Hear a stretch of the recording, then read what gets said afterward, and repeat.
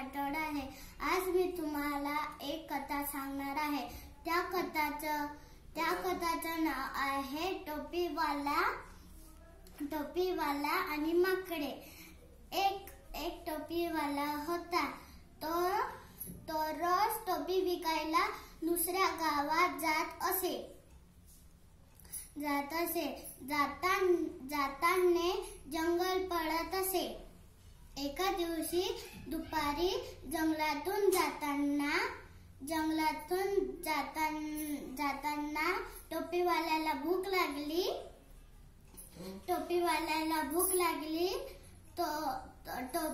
तो एक मोठ्या आंब्याच्या झाडाखाली थांबला।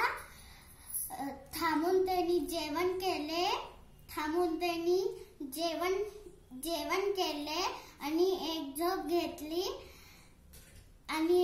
घेतली।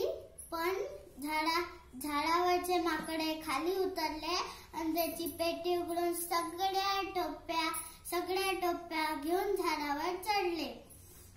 थोड्या वेळाने टोपीवाल्याला जाग आली। बघतो तर काय, पेटीमध्ये सगळ्या टोप्या गायब। टोपीवाला इकडे तिकडे बघतो पण त्याला काही दिसत नाही। मग तो वरती बघतो तर सगळ्या माकडांच्या डोक्यावर टोप्या।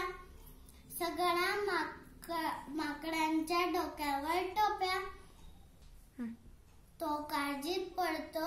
काय करायचे त्याला सुचत नाही।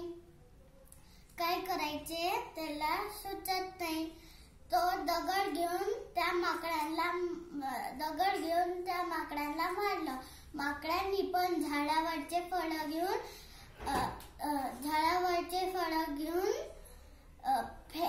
फेकून मारलं।